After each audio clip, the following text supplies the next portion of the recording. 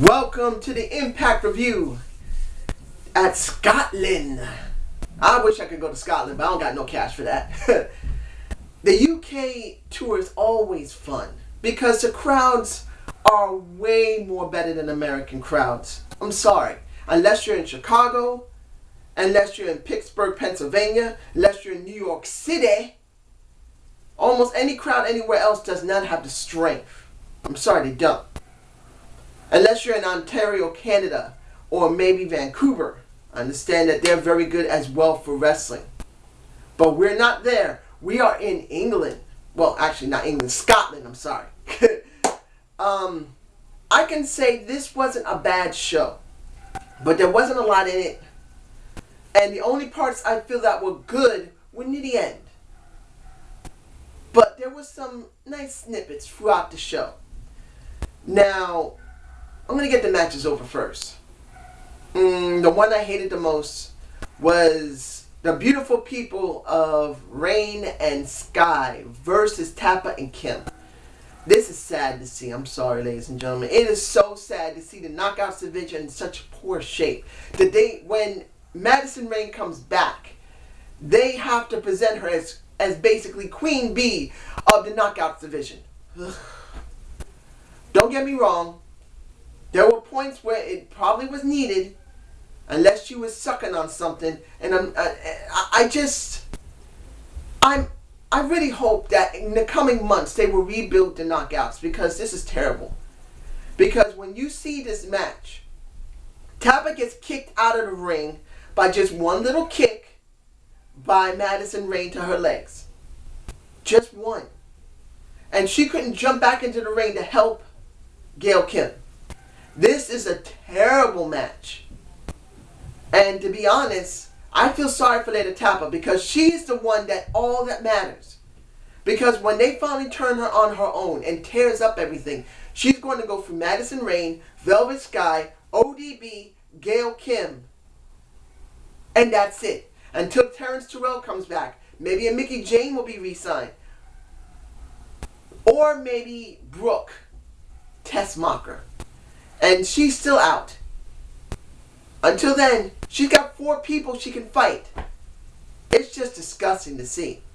So, the interesting thing of this entire thing was seeing Sabin acting like a bitch, wanting his woman back.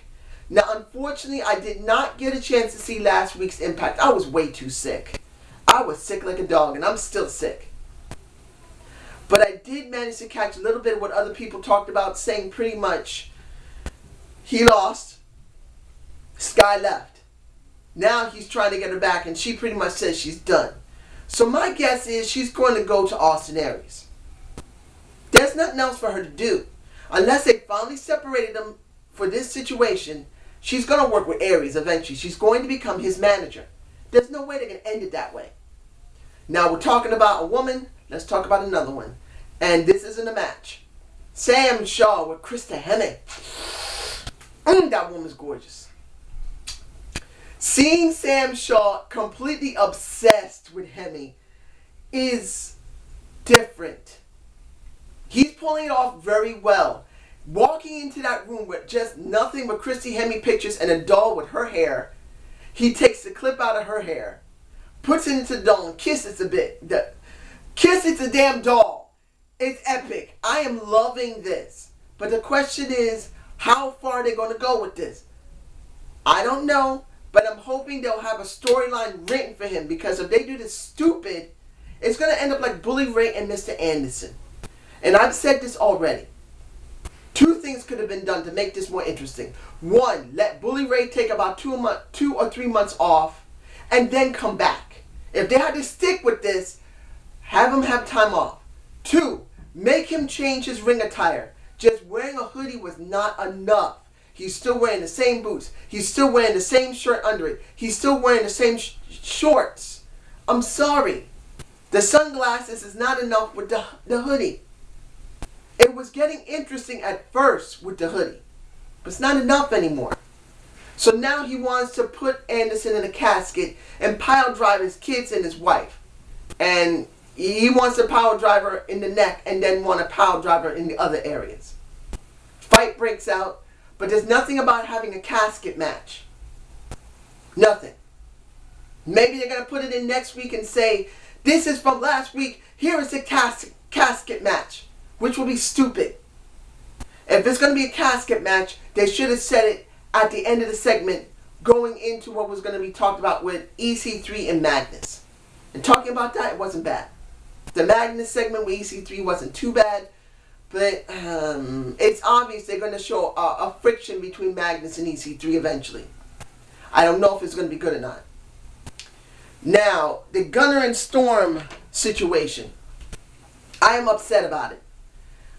If it was a bad angle, I understand it. And I am upset about it. But just like with Daniel Bryan, if they thought that turning Storm or Gunner heel was a bad move, and they would have been backed up with some evidence, I can understand that. There's some decent heels. Decent faces. They're not the strongest one in the company right now. I'm sorry. So I guess they just wanted to keep them that way.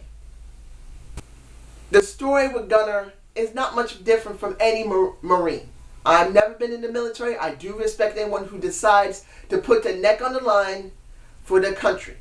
Yeah, I understand a lot of people say, oh, they're going there because they need to go to college. Yeah, but they also, some of them do understand they're putting their neck on the line for their country. When Bad Influence came out and they were trying to go for the briefcase, it was never stated it was put on the line. And I think that was a mistake. So the fight happens, and in the end, Gunner wins. But do we really win? I don't really believe so, because Gunner never turned heel. And the teasing with Storm possibly turning heel and then they change it back really took a lot of wind out of it. These guys are not going to be doing anything now except be a tag team, which is understandable. That, I believe the reason they kept them from actually turning is because they need tag teams with the Wolfpack, or the Wolves as they're being called now. And now the Abyss and Eric Young versus Bromance, and they stupidly didn't notice they put the X Division title instead of the TNA. What are you doing, TNA? That's what a fly-by-night company does. I always get angry when TNA does something stupid like this. They should have put the Tag Champs title there. And they put the X Division by accident. It makes my ear itch, and my ear is hurting right now. In the end, what do we get with Bromance versus Eric Young and Abyss? Now, I did say the Abyss was going to deal with Eric Young. That he would be the catalyst for the Abyss to return. I said this months ahead of time. And if anybody didn't see, look at my playlist and you'll see that I did state this. The match ends with not really Abyss winning. He chokes out Zema Ion and they're disqualified. Well, actually, he chokes out Zema Ion. He shocks the ref. He messes with Eric Young. And in the end, what did Eric Young do? A Monsters Balls match next week. Now, if this is finally going to bring the Abyss back, fine. They didn't really bring the Abyss back right last week. From what I can tell, he didn't put the mask on in front of everyone. There was no real video saying that he did. You could guys tell me below, because like I said, excuse me, I was very sick. I'm still sick. But tell me below if a video was done of the Abyss finally coming back. Because as far as I can tell, he just walked back to the ring, and as far as anyone's concerned, Joseph Park is gone. So please tell me. Now, let me see here. The opening of the show, because I'm going to get this done. The opening of the show was very good with Magnus and Rockstar Spud with EC3. I love EC3. He's alright. He's a good character. Rockstar Spud is epic. I'm sorry. The one that made that entire segment and the one with the Wolfpack, I will get to them in a moment, was Rockstar Spud. The match that was signed up for that at the end of the show was okay. Rockstar Spud in Scotland pissing off the crowd was epic. When the Wolfpack came out, I've only heard about the Wolfpack. I really haven't seen them in the independent scene. But they're supposed to be damn good, especially on ROH. And seeing them getting the grill treatment of Magnum T.I., you're saying T.I. instead of P.I., was epic. They kicked his ass and pretty much said, no one come to the ring or they get fired, and the investor will be there. Now, let's see. Anything else? No? Let's end it. Magnus and EC3 versus Joe and, oh yeah, I forgot about I'll talk about that in a minute. Magnus and sorry, I'm getting things mixed up. I am still sick. That match with EC3 and Magnus was good. The person who was most highlighted,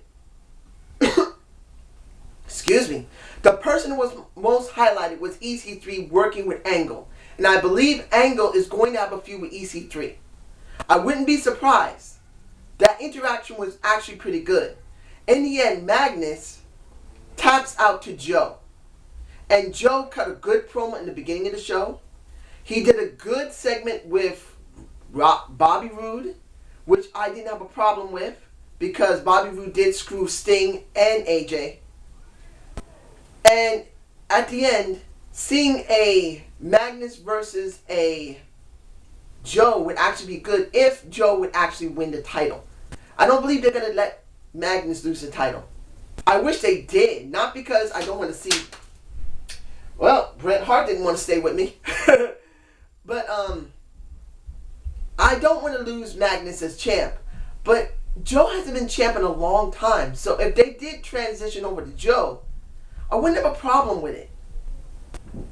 Now, the last thing I'll talk about is what's going to happen with Bobby Roode and what Dixie's going to do for him. After what happened with Joe and Angle, will Dixie make Bobby Roode happy? I don't know. Robert Roode has now lost, from what I understand, in the steel cage with Kurt Angle. So I think their feud is finally broken. But the question is, Bobby Roode is still very good. He's still hot enough that people will be interested. So the question will be, what will they do with him next? I'm not sure. So we're going to have to see what's going to happen next week.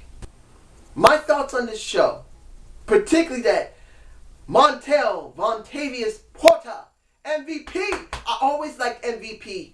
And I may do a debate of the week on what he said about the one that shall not be named, Voldemort. I may do that. But having MVP on the show now as the investor and the Wolfpack as his enforcers is actually a very good thing. It's totally different from what we've seen in quite a while. I thought it was going to be Jeff Jarrett. I thought it was going to be Sting, since Sting is now left. I thought it was going to be Hogan.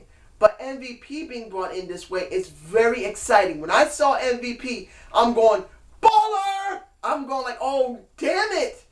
MVP, who has never gone to TNA as far as I know. You guys can tell me below. This will be something interesting for me. I am more than interested to see what happens. This was not a great show, to say the least. The Scotland crowd made it great, though. All around, there wasn't great in-ring segments. There wasn't 100% great wrestling. But it was acceptable to a point. But the crowd really helped to bring up this show. So I would give this show a good rating. Only because the crowd made it interesting to me. If this was in the United States, I wouldn't have been that interested. Except for what happened with MVP, Sam Shaw. Oh, I want to see what's going to happen with him. The Wolfpack with Rockstar Spud was great. A lot of things were not bad during the show, like I said. But it wasn't that great. And the crowd really made it very good for me. So I hope you enjoyed the Zane's View. Give me a comment below on what you feel and think about this review and what you saw on the last TNA. Because like I said, I was sick. And I've been going to a lot of doctors because of requirements of my injury. So you guys have a good day and have a good night. And I'm hoping to get that debate of the week out on MVP as soon as possible. Peace!